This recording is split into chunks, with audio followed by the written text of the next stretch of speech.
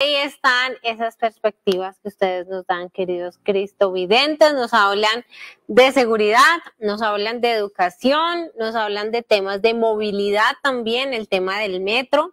Bueno, ¿qué podemos decir sobre esto? Bueno, yo creo que las personas hacen referencia a unos temas que son bastante relevantes y que cobran importancia en la agenda mediática. Sin embargo, creo que todos los candidatos que se presentan en este momento como alternativa de solución van a tener que afrontar otros retos adicionales que muchas veces se nos escapan del análisis de los problemas públicos, pero que finalmente toman una incidencia bastante grande en la calidad de vida y en el desarrollo de la ciudad. Uno de ellos es que muchas veces caemos en el lugar común de hablar del impacto que tiene la corrupción en el desarrollo de la ciudad, en el devenir de la ciudad y precisamente en esa pérdida de recursos y de oportunidad para dar respuesta a los problemas públicos. Sin embargo, hay un tema al que hacían referencia uno de las personas que participó en esta parte de perspectivas que tenía que ver con pasar de los discursos y de las palabras a los hechos. Eso en la gestión pública demanda unas capacidades, unos conocimientos y un desarrollo de habilidades, no solamente por parte de la persona que está liderando este proyecto político, sino de todos sus colaboradores. Estamos hablando de que Bogotá tiene aproximadamente 50.000 empleados entre contratistas y funcionarios públicos, contando todas sus dependencias y sus dependencias adscritas. Cuando nosotros vemos que la política tradicional hace que se le asignen unos cupos a algunos políticos y se deja de lado el concepto de meritocracia, nosotros vemos cómo se va demeritando, digamos, y perdiendo esa oportunidad de ser el cambio y de gestionar de manera adecuada los recursos. Entonces creo que la adecuada gestión y el adecuado hacer de cada una de las secretarías en cada uno de los sectores es bastante relevante y finalmente impacta todo. Mira cómo hablaban de las basuras, que es un tema que se ha hablado yo creo que desde los años UPA, como dirían por ahí, y aún sigue siendo un problema sin resolver, cuando es una tarea cotidiana, es una tarea que ya deberíamos tener resuelta, pero mira cómo desde lo más elemental no hemos podido dar solución a esos problemas. Ahora, abordar estos temas de problemáticas de integración social con habitantes de calle, con todo lo que esto requiere, pues involucra muchísimos más actores en los que se requiere un trabajo articulado para el que se necesita un conocimiento bastante grande de la administración pública, del ordenamiento jurídico, y quisiera destacar un elemento muy importante en materia de seguridad, que es un tema en el que convergen casi todas las personas que participan. Y es que los mandatarios locales, para el caso de Bogotá, el alcalde mayor y sus 20 alcaldes locales, tienen un marco de competencias bastante interesante para prevenir cierto tipo de situaciones en materia de seguridad ciudadana. Sin embargo, es importante destacar que este es un problema que excede las competencias de la administración distrital y que involucra actores como la rama judicial, que finalmente opera y aplica la ley que han creado desde el Congreso de la República. Entonces mira cómo hay actores que pueden intervenir para evitar problemas como la reincidencia, el impacto que ha tenido las causas menores, en las que si alguien se roba un celular nomás, digamos que no es causal para una retención, sino que se presentan muchísimos casos de reincidencia y las personas, digamos que casi que delinquir es fácil. Es muy fácil porque las personas no tienen una sanción bastante significativa y esto se da porque a nivel nacional no se ha dado una reforma estructural al sistema judicial y penitenciario. En Bogotá, por ejemplo, tenemos la cárcel distrital, pero la cárcel distrital tiene una particularidad y es que allí solamente se pueden detener a las personas que se encuentran en un proceso judicial pero que no han sido condenadas. Entonces, mira tú cómo la crisis carcelaria, si Bogotá construyera la cárcel, aún así tendríamos un vacío para garantizar precisamente la reclusión de todas las personas que han sido condenadas y que precisamente hoy concentran gran parte de las funciones de la policía. La policía no debería estar cuidando presos en URIs o personas detenidas privadas de la libertad. Entonces hay muchos temas que van a hacer que quien quiera que gane haga un trabajo articulado con la nación y con los legisladores precisamente para adecuar el ordenamiento jurídico a dar respuesta a los problemas de la ciudadanía, porque finalmente es un círculo vicioso en el que nosotros estamos viviendo desde hace décadas, en el que tenemos un sistema judicial, un sistema penal bastante permisivo y ya digamos que nos hemos venido acostumbrando a eso, entonces a veces pensamos, no, la culpa es del policía, el policía no está haciendo la jornada y las rondas de control como debe ser, pero finalmente si el juez o el operador de justicia toma una decisión contraria al bienestar general, pues finalmente vamos a tener una sociedad en la que la confianza en las autoridades es bastante precaria y día a día se debilita más. Bueno, pues en realidad no es solo el culpa, y como lo hemos visto, no es solo culpa del alcalde lo que pasa o no pasa, ¿no? Las facultades que él tiene no son suficientes para echarle la culpa de todo. Como tú bien lo dices, es un trabajo de muchas instituciones, de muchos también cargos del Estado que permiten el desarrollo. Yo tengo una pregunta, porque nos plantean, bueno, seguridad, movilidad, hablamos también del tema, del tema judicial, de las reincidencias, de la crisis carcelaria, de la crisis de las basuras, bueno, que ningún alcalde ha podido solucionar la crisis de las basuras aquí en Bogotá. Pero, ¿con base en qué plantean los candidatos este programa de gobierno? Porque bien veíamos que una de las funciones del alcalde y también de los concejales es, bueno, tenemos este plan de gobierno, tenemos ese presupuesto, vamos a ver entonces a hacer este planteamiento del plan de desarrollo, ¿cierto? Que se va a trabajar durante estos 4 años, en el caso de Bogotá, pues en Bogotá, y empieza este trabajo. Uno de las personas decía que no se estaban cumpliendo lo que se planteaba en este plan de desarrollo. ¿Con base en qué los alcaldes crean este plan de gobierno y por qué tenemos esta percepción de que no se cumple lo que hay en el plan de desarrollo, a pesar de que hay entes que velan por que se cumpla?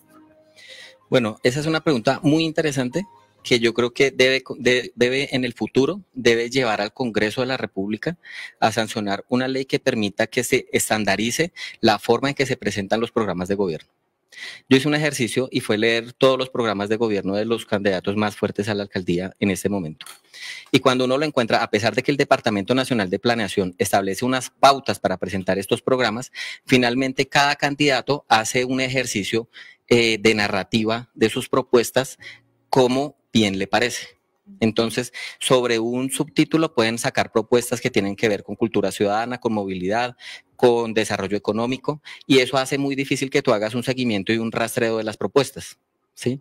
Es decir, lo ideal sería que en materia de movilidad dijera las propuestas son 20. La propuesta número 1 es esta, la segunda es esta, la tercera es esta.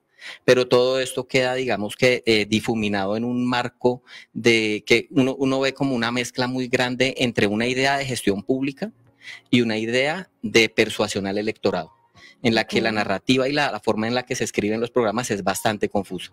Entonces, yo podría decir que hay programas que se parecen mucho precisamente a lo que hoy tenemos y hay otros que se desmarcan completamente. Sin embargo, casi todos coinciden en plantear propuestas que están en el marco de las competencias del alcalde, sin lugar a dudas, pero digamos que ninguno de ellos plantea de manera clara la necesidad de hacer un trabajo interinstitucional articulado con los demás poderes que pueden llegar a tener incidencia en el desarrollo de la ciudad. Nosotros tenemos un ordenamiento jurídico que nos habla de la descentralización. Y esta descentralización política y administrativa no necesariamente implica que no haya una armonía con el programa del gobierno nacional. Sin embargo, existen unos vacíos que hacen precisamente que las personas luego se pregunten, venga, ¿y en dónde quedó esta idea? ¿Cómo pasó esto? Y yo creo que también es un ejercicio que podemos y estamos a tiempo de hacer como electores, de escuchar a las personas, escuchar sus propuestas y evaluar hasta qué punto eso que nos están proponiendo puede ser materializable, para que después no nos pase que votamos y elegimos algunos programas, algunos gobiernos, algunas propuestas, porque se dice que el voto es programático. Es decir, lo que dice la legislación es que tú no votas por una persona, tú votas por un programa de gobierno.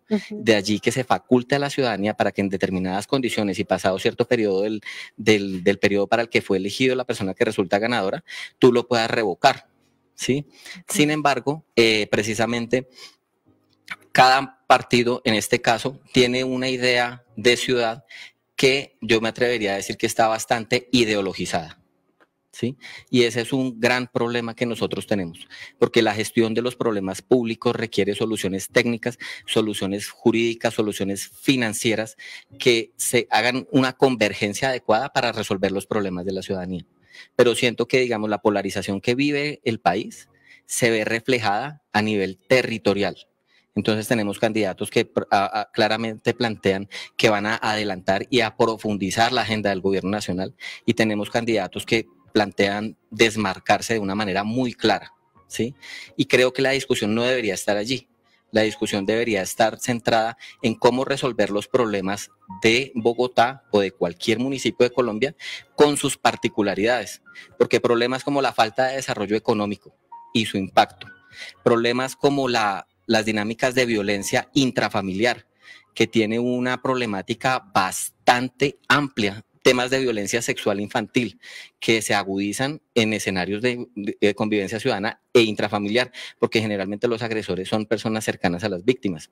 Temas como el maltrato al adulto mayor. A veces pensamos que al hablar del adulto mayor solamente estamos haciendo alusión a un tema de salud y pensiones, y se nos olvida el desarrollo y la capacidad de vida, el saber de nuestros mayores.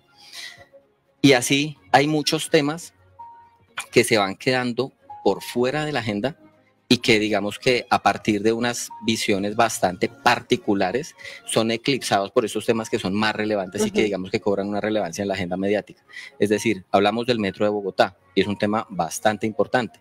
La movilidad, que las personas no pierdan una hora de su tiempo en un bus y lo puedan dedicar al cuidado de su familia, a su descanso, a un momento de ocio, a estudiar, a cualquier cosa. Pero digamos que hay temas que como la protección de la vida. Sí, mira que es un tema que a veces se nos pasa por alto. Pensamos en movilidad, pensamos en seguridad, pensamos en nuestras pertenencias, pero digamos que el tema de vida, el desarrollo humano, la calidad de la convivencia ciudadana e intrafamiliar son temas que se nos quedan y no entran muchas veces en las agendas políticas, precisamente porque tenemos un contexto bastante polarizado en el que los caballitos de batalla generalmente son políticos y nos sentamos a hablar de movilidad, de seguridad y olvidamos, digamos, ese tema del componente humano que es bastante importante. De hecho, esos son los temas que se han tocado en los debates, ¿no? Que es, digamos, como, porque seamos realistas, ¿cuántos colombianos de verdad nos tomamos el tiempo de leer propuesta o plan de gobierno por plan del gobierno? Es muy poco. A la larga, la mayoría, bueno, esta es una suposición mía, ¿no? Tú me corregirás, pero por la experiencia, la mayoría de personas se quedan con lo que vamos escuchando en los medios. Y si tú te pones a ver cuáles son esos titulares, de hecho yo veía ayer, creo que era, los titulares de las frases que había dejado más relevantes cada candidato en el debate que se realizó el martes, creo que fue, o el lunes. Pues entonces decía, eran frases que ni siquiera hablaban de sus propuestas o lo que iban a hacer, sino era atacando a los otros candidatos, atacando lo que se está haciendo o lo que no se ha hecho. ¿Qué podemos hacer nosotros? Porque a la larga eso es algo que se nos sale a nosotros de nuestras facultades, ¿cierto? Cómo también concientizarnos un poco más en leer, en conocer los planes de gobierno. Y no sé si existe, estoy preguntando, la posibilidad de que uno como ciudadano al candidato le pueda enviar una sugerencia, o si lo reciben de lo que, oiga, es que a mí me gusta su plan de gobierno, pero a su plan de gobierno yo siento que le hace falta esto, venga, revisémoslo. Bueno, son varias cosas. En primer lugar, yo sí creo que precisamente por tener un país bastante polarizado, las agendas, y es algo muy particular que yo he notado, y es que a veces se lanzan a ocupar cargos como el Consejo de Bogotá, como la Alcaldía Mayor, asumiendo unos discursos de orden nacional en los cuales hay una carga histórica bastante grande sobre los candidatos, sobre las personas que lo respaldan y sus colectividades. ¿Sí? Entonces, digamos, podríamos decir que las personas que se consideran uribistas, pues van a asumir una posición de voto duro, como se llama electoralmente. Las personas que son petristas, pues van a asumir una posición de voto duro, y ahí se pierde el margen de análisis, de reflexión y las facultades críticas que deberían ejercer los ciudadanos con efectividad quedan relegadas, porque hay una autora que habla muy sabiamente sobre que el electorado no siempre actúa de manera racional. El electorado es emocional. Entonces, y eso lo saben los candidatos. Si tú logras mover las fibras emocionales de las personas sobre lo que consideran justo, sobre lo que consideran injusto, sobre lo que consideran bueno y sobre lo que consideran malo, tú vas a ganar a la gran mayoría del electorado. Porque yo siento que la mayoría de las personas no hacemos el ejercicio, yo me incluyo, aunque en esta ocasión lo hice de manera juiciosa y pues yo soy politólogo internacionalista, mi maestría es en derechos humanos, toda la vida y a toda hora yo estoy mirando temas de política, pero yo sé que no todo el mundo lo va a hacer. Y de hecho, en un artículo que escribí hace poco, yo les planteaba la dificultad para entender y comparar las propuestas. Claro. Porque si tú, incluso para mí, si tú te pones a leer el programa, por decir algo, de quién va liderando las encuestas, de Carlos Fernando Galán, y lo lees a la luz, digamos, de un criterio sobre ciudad, sobre la estructura de la ciudad, los 14, 15 sectores que tenemos, sector de movilidad, sector de medio ambiente, sector de hacienda y crédito público, tú no encuentras una narrativa que te permita comparar fácilmente con quien podría ser, digamos, un opositor como Gustavo Bolívar o una propuesta diferente. ¿Sí? Digamos que los mejores programas, los que yo pude ver, que están mejor estructurados en el sentido de que la propuesta es mucho más clara, serían, digamos, el de el doctor Oviedo y el del doctor Lara, ¿sí? Pero se pierde la línea narrativa que te permite a ti hacer un ejercicio de comparación. Y yo creo que ese es un ejercicio que deberíamos hacer, no solamente desde la perspectiva del voto programático, de mirar los programas, sino también mirar los antecedentes y el pasado de las personas, ¿sí? Porque finalmente eso nos dice mucho de qué tan capacitado está para gerenciar una ciudad de 8 millones de habitantes con billones de pesos para la ejecución presupuestal y con unas características de funcionamiento que te llevan a trabajar de manera articulada. Desde el concepto de Bogotá región, tú tienes que trabajar con el gobernador de Cundinamarca, con el presidente de la República y con los municipios aledaños. Entonces tú ya tienes que tener unas habilidades por lo menos para el consenso, para el diálogo, para la empatía, para comprender y para asumir retos colectivos. ¿Sí? Entonces, a partir de allí tú tienes que empezar a evaluar, y yo hace muchos años escribí un artículo que yo le decía a las personas, mire, cuando uno va a presentarse a una empresa, uno presenta su hoja de vida y allá hay unos responsables de talento humano que van a coger la hoja de vida y la van a mirar. Entonces, ¿qué van a mirar primero? A ese tipo se llama Germán Fandiño. ¿Qué estudió? ¿Cuál es su formación académica? Miran la formación académica. Luego van a decir cuál es el trasegar laboral de este señor y miran mi referencia, mi hoja de vida desde la perspectiva laboral, mi experiencia laboral. Aparte, a veces te piden a ti unas cartas de recomendación, a ver qué tan fiable eres, qué clase de personas te confían. Y ellos se abrogan el derecho de decir yo contrato a Germán o contrato a María o contrato a Juan, ¿sí? Entonces yo les decía, hagamos lo mismo. Cojamos la hoja de vida de los candidatos, miremoslos, y a partir de una evaluación objetiva, en el entendido de que no estamos en el mundo ideal, que vamos a encontrar un candidato perfecto, hagamos una mejor elección.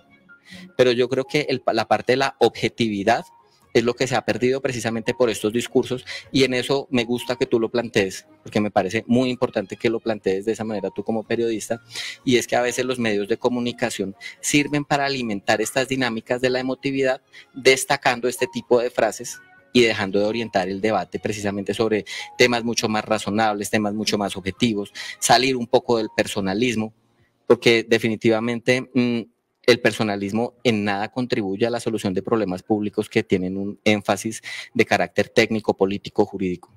En segundo lugar, con tu pregunta, hay candidatos que plantean la posibilidad y los espacios de diálogo de manera previa a la construcción de su programa de gobierno. Otros no lo hacen y finalmente sacan el programa que consideran pertinente con sus equipos programáticos, con sus equipos políticos, y los ponen a evaluación de la ciudadanía precisamente como candidatos y aspirantes para el espacio. Pero digamos que yo no he visto en este momento, y en lo que yo llevo no he visto una persona que modifique su plan de gobierno una vez estructurado a partir de las observaciones de los ciudadanos, y que se establezca un diálogo directo. Generalmente los diálogos se dan entre líderes políticos y el ciudadano queda relegado. Entonces yo creo que ese es un tema que hay que mejorar desde una perspectiva de democracia participativa. Vemos que en el caso de las ciudades un poco más grandes, los ediles o las personas de las JAL son las personas más cercanas al pueblo, ¿cierto? A escuchar estas necesidades que tienen. Pero pues a la hora de la verdad nosotros tampoco cuando, o lo hemos hablado esta semana, a la hora de elegir las JAL, a la hora de elegir el edil que representa mi barrio, mi localidad, en el caso de Bogotá, pues tampoco conozco sus planes de gobierno si los elijo por las frases cortas que ponen y que van hacia la misma dinámica que plantean los alcaldes o los gobernadores. Totalmente. Y los candidatos a las juntas administradoras locales, que son los ediles para el caso de Bogotá. Como tú sabes, Bogotá tiene 20 localidades y cada localidad, a partir de su densidad poblacional, tiene un número de ediles diferente. Entonces, cuando uno se pone a analizar la política a nivel distrital, es muy diferente hacer campaña como se hace la campaña en una localidad, como la localidad tercera de Santa Fe, en donde tú tienes 7 ediles, a la forma en la que se hace en una ciudad, en una alcaldía local como Suba, que es muchísimo más grande y donde hay más de 10 ediles, ¿sí? Y el margen de competencias de ellos pues es totalmente diferente. Entonces ellos no presentan tanto así como un plan de gobierno, sino una propuesta para el desarrollo de su periodo. Entonces ahí volvemos a caer en lo mismo. Y es que a veces se habla de lo divino, de lo humano, y no se establece con claridad los criterios y los límites de sus competencias. Entonces es lo mismo. Digamos, yo creo que uno de los grandes retos del electorado es entender que el marketing político tiene que ser evaluado, porque nos dejamos llevar por el eslogan, nos dejamos llevar por una cara bonita, nos dejamos llevar por una imagen, y muchas veces no miramos detrás de esto que hay. Y es desde lo pequeño como tú planteas. Se supone que la participación ciudadana debería tener un vínculo directo con los ediles, pero muchas veces no es así. Hay ediles que a veces ya tienen un capital político que han ganado de manera clientelista porque tienen unas personas líderes que ya los apoyan porque reciben algún tipo de prebendas, otros lo hacen de una manera muy honesta, muy clara, muy transparente, o sea, hay absolutamente de todo. Y está precisamente en las personas poder hacer un ejercicio de evaluación serio y no comprar sueños e ilusiones. Yo alguna vez hablaba con un edil y decía, todas las personas que vienen a hablar conmigo se van con esperanza, se van con una luz de esperanza. Y yo le preguntaba, ¿y qué tanto se cumple? Me decía, no sé, pero yo por lo menos los escucho, ¿sí? Yo los escucho, y yo entiendo que él no va a poder resolver todos los problemas ni puede esto, pero digamos que lo tengamos claro, que entendamos cuál es el rol de los ediles, el ejercicio que ustedes hicieron pedagógico para que las personas entiendan a qué se dedican, porque cuando uno mira los resultados electorales, la inmensa mayoría de las personas que hacen un ejercicio del voto lo hacen por alcalde mayor. Pero el número de las personas que votan por consejo se reduce. Y el número de las personas que votan por los ediles para las juntas administradoras locales es muchísimo menor. Muchas veces votan solo por el partido. A veces sí tienen la intención de marcar una lista preferente. Yo he sido testigo electoral casi toda mi vida, porque siempre me ha apasionado este tema. Y cuando tú vas a ver el conteo y acompañar el escrutinio de los votos por parte de los jurados, tú ves que hay personas que marcan mal, otros escriben cosas, opiniones sobre los tarjetones, y otros simplemente no los marcan. O cuando van a pedir los tarjetones, dicen solamente deme el de alcalde, aunque la obligación es darle los 3, pero a veces cogen uno y el resto les vale poco, porque precisamente no conocen esas dinámicas, o la participación local no les importa. A veces creemos que tenemos que pensar en Bogotá en grande y se nos olvida nuestro barrio, nuestra localidad. Yo tengo una pregunta con respecto a los ediles. Por ejemplo, yo vivo en Fontibón, ¿cierto? Tú dices que de acuerdo a la localidad se le dan cierto número de ediles.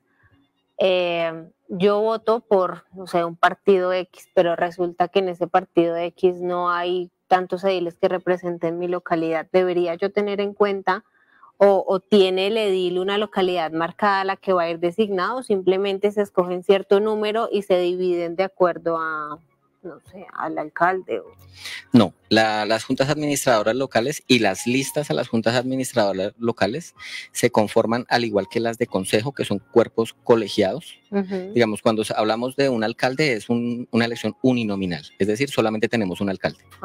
Pero cuando nosotros hablamos de consejo es un cuerpo colegiado, tenemos 45 concejales. Entonces cada partido tiene la posibilidad de presentar hasta 45 candidatos. ¿Por qué? Porque en un escenario ideal un partido podría poner 45 concejales, ¿sí? A las juntas administradoras locales, dependiendo del cupo de ediles que exista pueden presentar ese número. Por ejemplo, en Santa Fe son 7. 7 candidatos y son 7 candidatos y punto. Pero si yo vivo en Santa Fe, debería votar por los ediles de Santa Fe. Correcto. Entonces tú tienes que inscribir tu cédula allí, en tu localidad. Ahora, pasa algo muy particular y es que en Bogotá no se configura la transhumancia electoral. ¿A qué quiero decir con eso? Si una persona que vive en Barranquilla por cosas políticas decide pasar su registro de cédula a Bogotá y se viene aquí a votar a pesar de que no vive, eso podría ser transhumancia. Eso es un ejemplo muy grande, pero podemos decirlo a nivel municipal. Personas que viven en un municipio de Atlántico y se van a votar a otro. Eso es trasteo de votos. ¿Sí?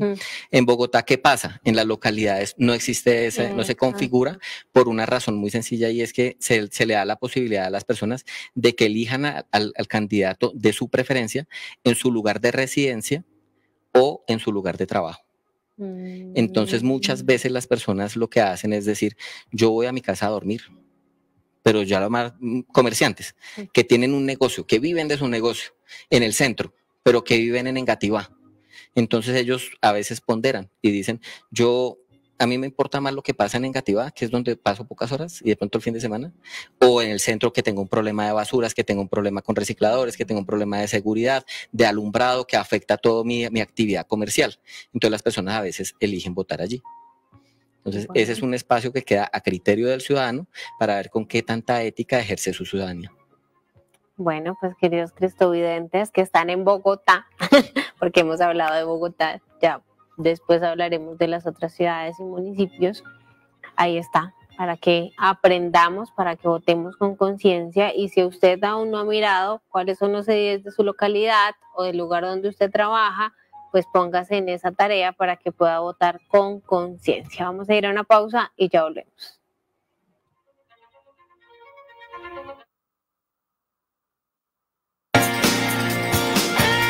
Estás viendo Al Taller.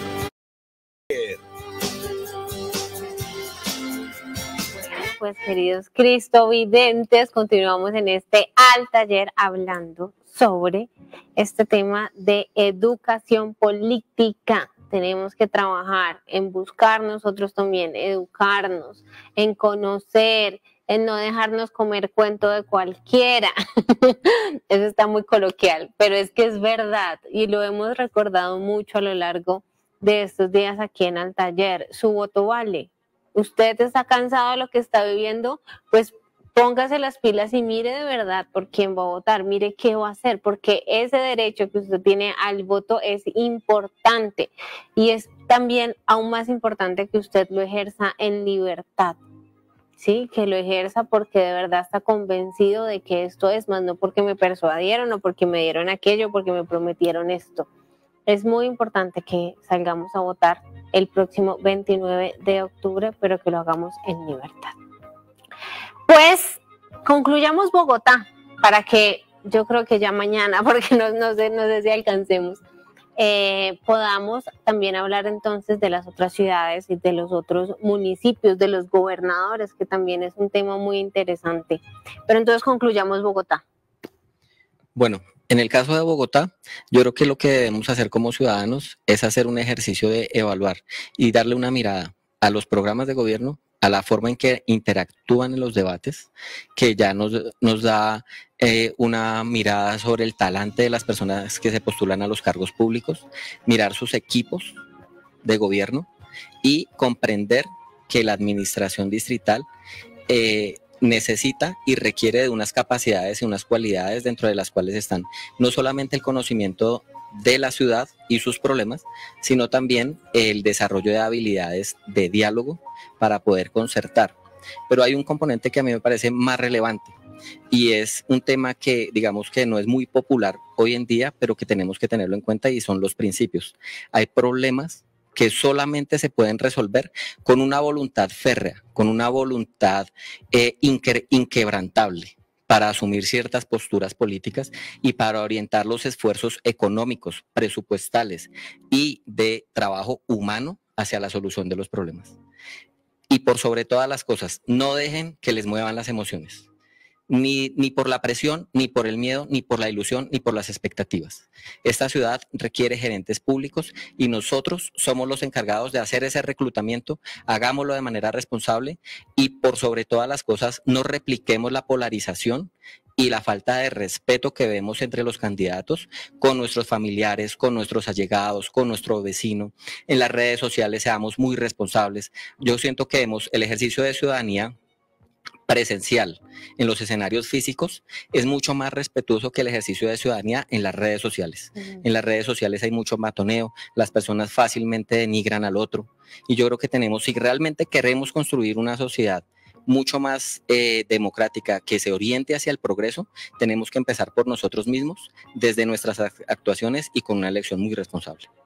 Así es muy importante que tomemos conciencia de esto y que también lo compartamos, ¿no? En las familias está este tema, no se habla ni de religión ni de política, porque siempre llega esas emociones que nos tocan, ¿cierto? Pues qué bueno que no nos dejemos llevar por eso, sino que de verdad podamos ver los diferentes planteamientos. A modo de concluir, yo sé que es muy grande los retos que enfrenta el alcalde de Bogotá, ¿cierto? Lo hablábamos ahorita, tendría que ser casi un mago para poder solucionar todos los problemas que hay. No lo va a hacer, pero para poder avanzar, ¿cuáles son esos retos más grandes que se puede enfrentar? Y pues también, ¿qué papel entrarían a jugar en el caso? ¿O qué debo tener yo en cuenta más bien a la hora de escoger ese edil y de escoger ese concejal también que me va a representar?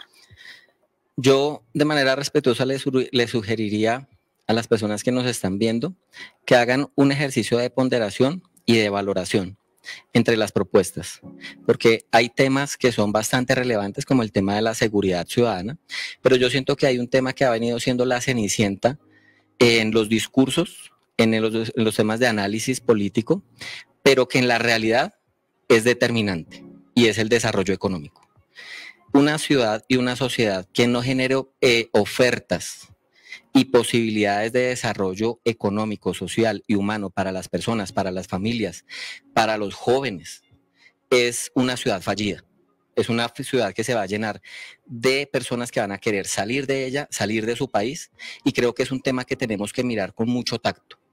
El segundo componente que me parece muy importante es comprender que la ciudad en este momento requiere de nuevas propuestas, nuevas formas de hacer las cosas para no seguir, digamos, con unas líneas de pensamiento que desde el gobierno nacional, que desde el gobierno distrital, ya, digamos, nos han dado unos visos de lo que se quiere de la sociedad. Darle la oportunidad a personas nuevas me parece muy importante, desde las juntas administradoras locales. A veces esos liderazgos emergentes se pierden porque las personas no se dan a la tarea de conocer a los nuevos candidatos. A veces nos quejamos mucho de la política tradicional, pero somos los mismos que elegimos a los mismos. ¿Sí? A veces pensamos, más vale malo conocido que bueno por conocer. Y ese es un ejercicio bastante irresponsable de la política.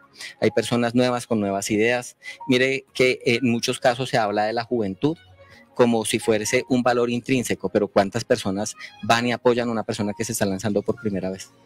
¿Cuántas personas se dan a la tarea de ir a un debate, de escuchar, o lo que tú planteabas al inicio, de escribir a ver si interactúan o no con ellos? ¿Sí?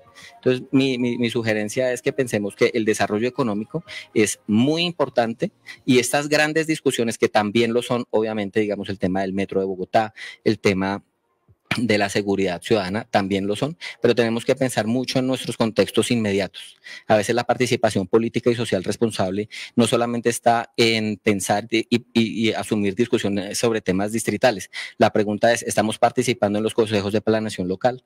¿Estamos yendo? Uno puede entrar a escuchar las sesiones de los ediles. ¿Estamos en algún momento hemos podido ir a revisar estos temas? Y creo que un ejercicio muy importante aquí es no comprar expectativas sobre temas que trascienden la posibilidad de los alcaldes. a no ser que veamos la capacidad de trabajar de manera articulada con la nación, con el distrito. Un ejemplo muy breve que me parece importante y que se me pasó por alto hace un momento mencionarte, es que el alcalde, por ejemplo, tiene que luchar, en el caso de Bogotá, tiene que hacer frente a amenazas de seguridad transnacional, de carácter regional. Por ejemplo, todos hemos visto el lamentable impacto que ha tenido el Tren de Aragua en Bogotá.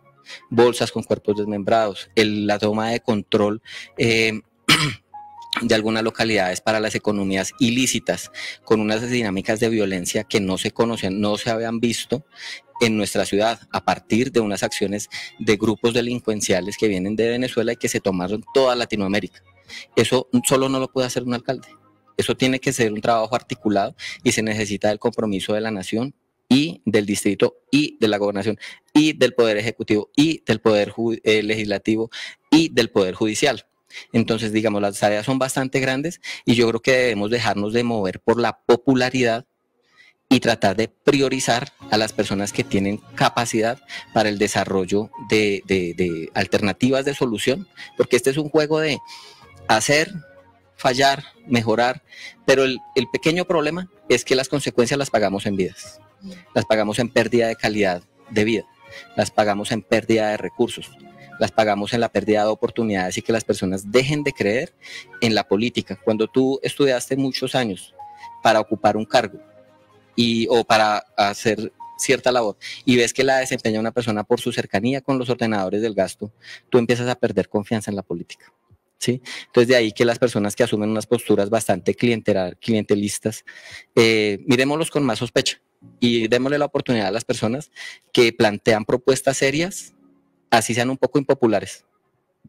Bueno, pues muchísimas gracias por acompañarnos en esta tarde, gracias por esa clase, porque la verdad aprendimos un montón por poder crear esa conciencia para ayudarnos a todos nosotros bogotanos y bueno, también ustedes que están en los diferentes municipios, en las diferentes ciudades, aplica. O sea, en realidad, hoy tomamos el caso Bogotá, mañana vamos a hablar de otras ciudades principales y de los pequeños municipios, porque ahí aún se ve más la emoción en los pequeños municipios del alcalde, del consejo.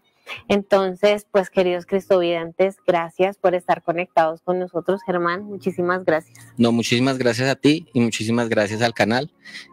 Agradecer a las personas que vieron este programa y invitarlos precisamente como empezó el programa a apoyar este tipo de iniciativas, ya que digamos que el ejercicio del periodismo requiere y demanda una responsabilidad ética que no se encuentra siempre en todos los lugares y cuando se realiza de una manera como se realiza en este lugar, vale la pena brindar un apoyo para garantizar que tengamos medios de comunicación que nos brinden una perspectiva mucho más amplia, mucho más enfocada y quizás sin la parcialidad que tienen los medios de comunicación tradicionales que pues obviamente por dinámicas económicas, por dinámicas políticas, en ocasiones asumen unas posiciones parcializadas que no nos permiten ver las cosas con claridad.